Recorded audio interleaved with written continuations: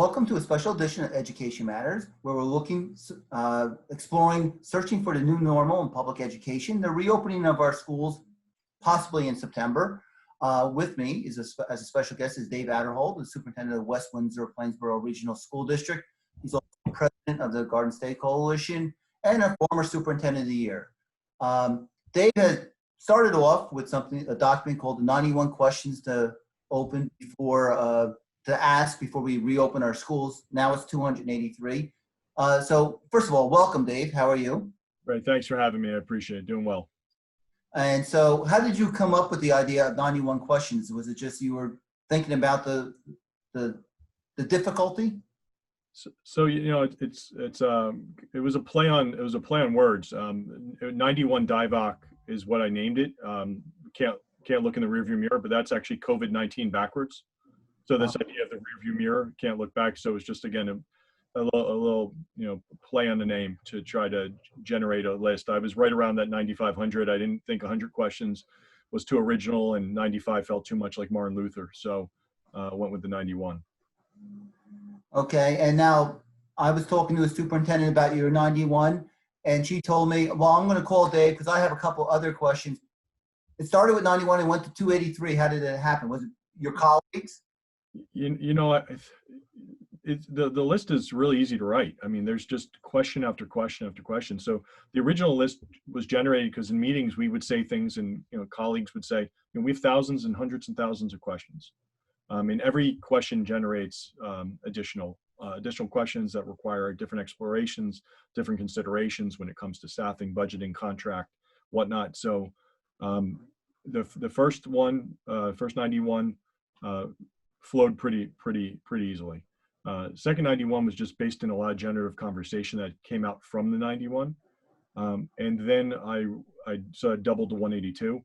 But then the guidance came out or at least the executive order came out regarding summer camps, recreation programs, childcare facilities. So that weekend I wrote another 101, got us up to 283, and actually released another one a week ago, which was 27 questions from students that had been written to me. And that was 284. And so it's one question in 27 parts, which of course is a play on a 1980s movie. But there's a lot of questions, and quite frankly, I have a lot more to ask, and I have every intention to continue to raise them. I think it brings out a couple of things. The running of a school is very complicated. It's not as easy as people may see. And there's a lot of health issues with this. What was your goal in raising a lot of these questions for the public? Well, look, we need to have a really honest conversation with our public, with our community, with our staff, with our boards around some of the challenges that we're facing.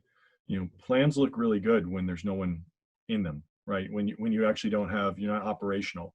You don't have students and teachers and secretaries, instructional assistants and bus drivers and cafeteria aides, and you get the idea.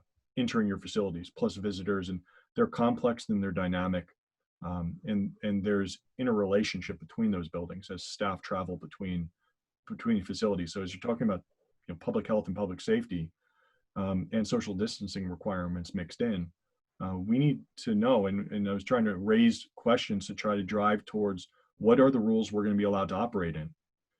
Because that's what we need to know. We don't need to be prescribed what it looks like in every school district, but we need to know the parameters that we're allowed to operate. And I'll give you an example, right? Like right now, we're an all or nothing state when it comes to the options in front of us. We're either all virtual or we're all in person. Is that what the fall is going to look like? And if we can assume that there will be some form of social distancing requirements in place, then we need to know now what's going to be acceptable. Are the hour limits going to be in place? Will school days be counted if virtual? What if some families want to opt out and others need to send their kids in? What if that shifts? What's it look like for contracts and teachers? How do you maintain safety? And like right now under the current order, I don't think an actual executive order, but after it was issued yesterday, but after the governor released some of the size requirements with respect to 25% capacity or no more than 50, I have no school that I could bring more than, that I can at least even bring 10% of a school in, right? So 50, my smallest school is 500. So even there, what is that going to look like if that was the parameter for the fall? And again, that's 500 students. That's not when you add the adults in. Hmm.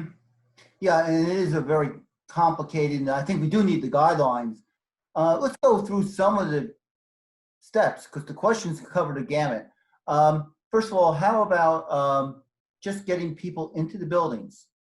What do you have to do to get the students and the teachers in, and the entire staff and maybe visitors? Is there questions that were raised around that?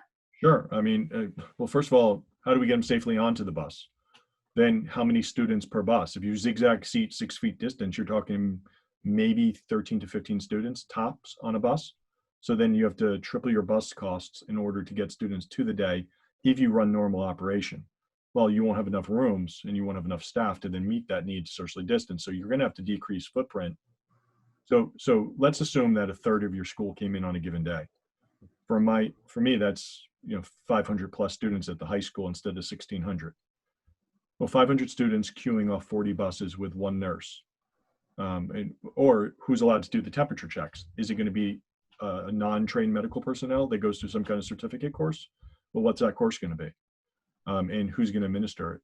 If it is the nurse and it's one nurse, and that starts at 7:30, then there's no one inside doing screenings on the adults that are coming into the facilities that may come through a different entrance.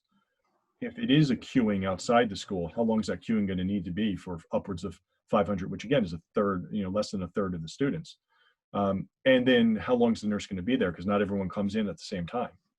Oh, and what happens if it's raining, right? So, that's just as you start thinking about getting into the school.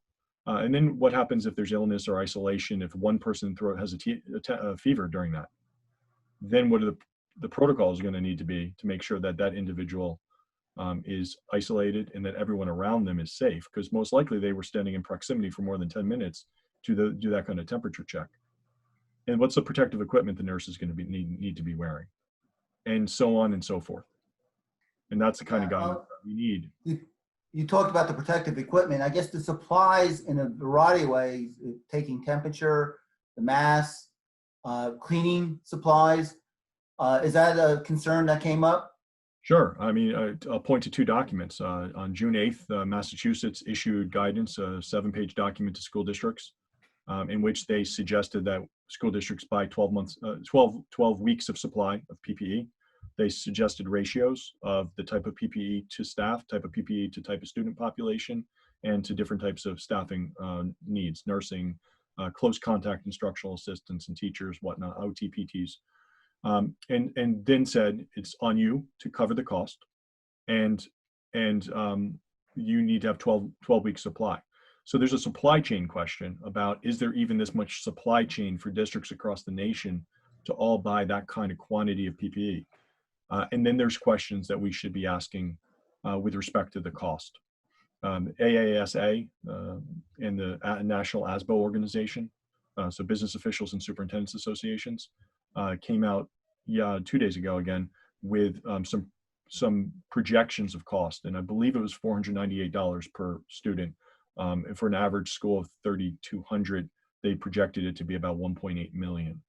I'm triple that, so I would need about $5.4 million above and beyond my current operational budget, when we could have potential budget cuts coming up in the fall, when the governor gives the next address on August 25th.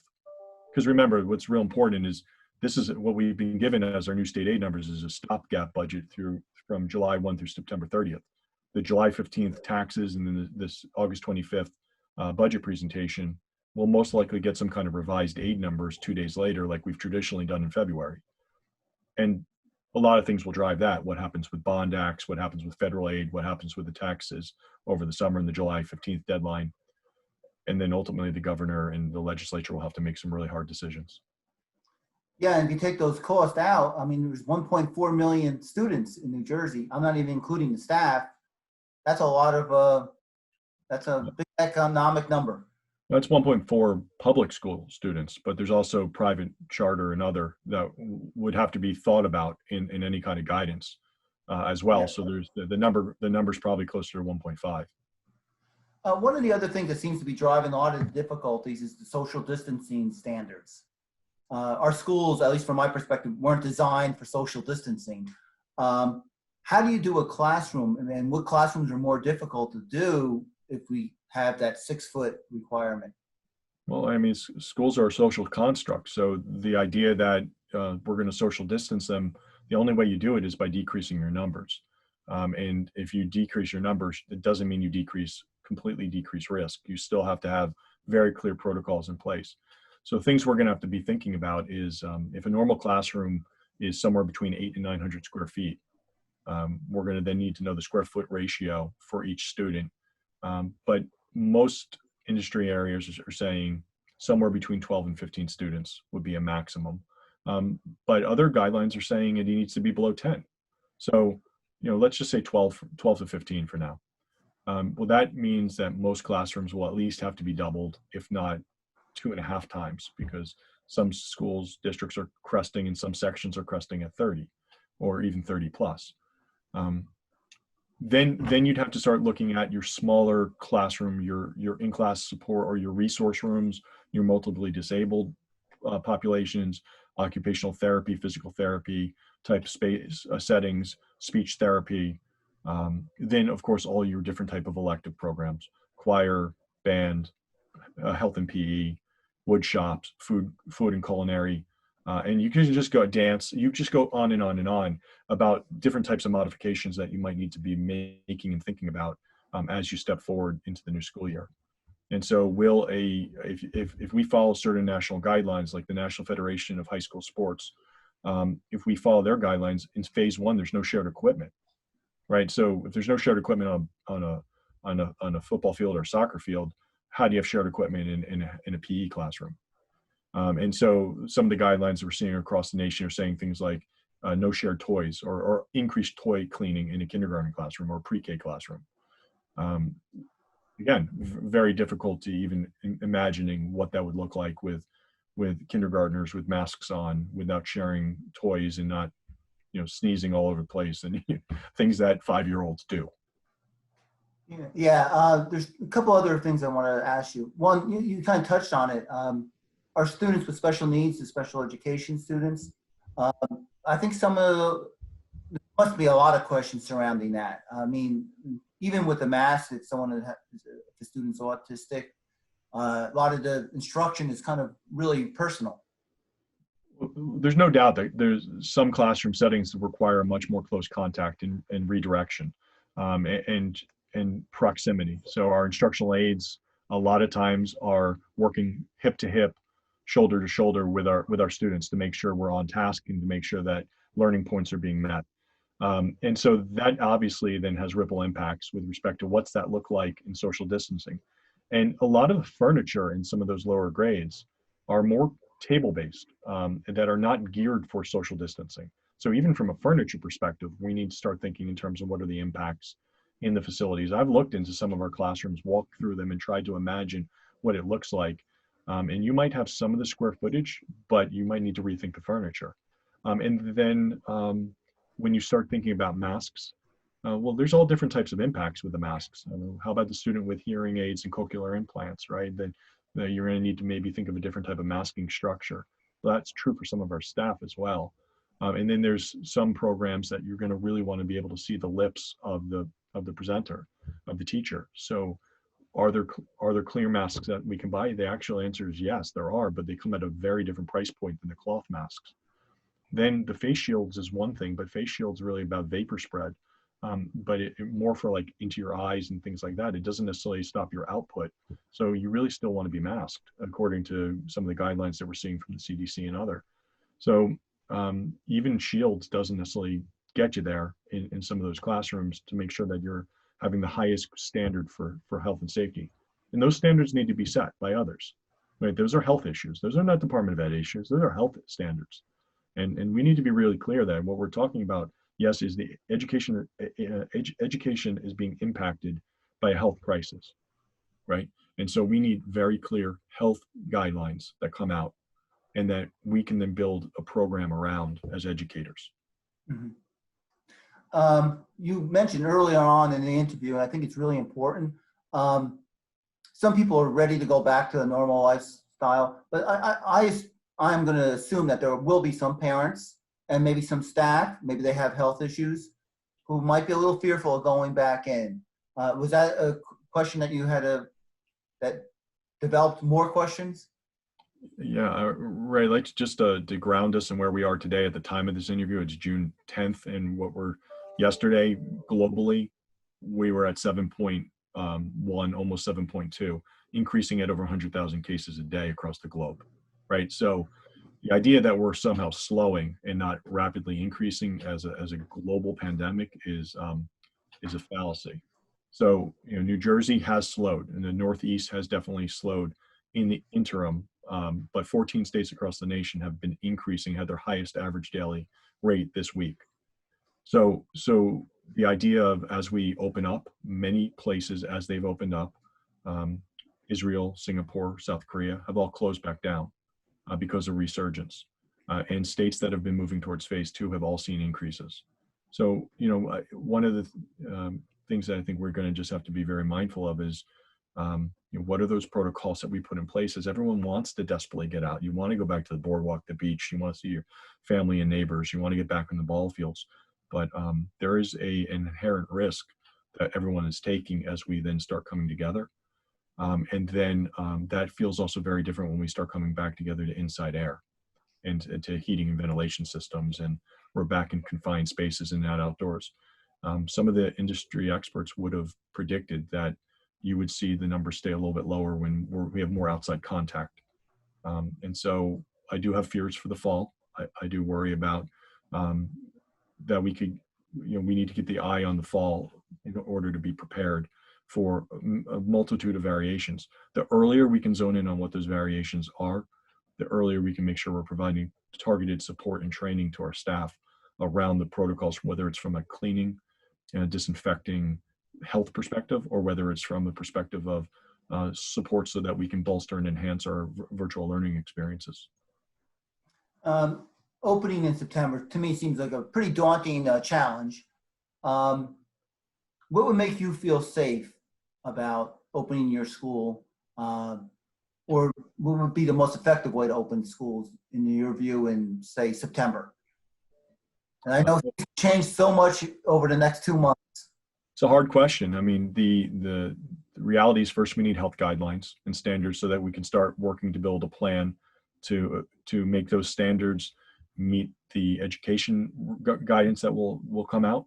And again, knowing what the rules of the road we're going to be, knowing that we have flexibility perhaps with respect to how do we meet the length of day for the fall. Will virtual be allowed? Will a family be allowed to opt out and say, look, I don't feel safe. I want my kids to be virtually instructed. Because right now, the only thing we really can say to them is, if we're back in person, is sorry, you'd have to disenroll and you're going to have to be homeschooled. I don't think that's going to be the intention, but that's the rule of the road right now. So we need guidance around what that's going to look like.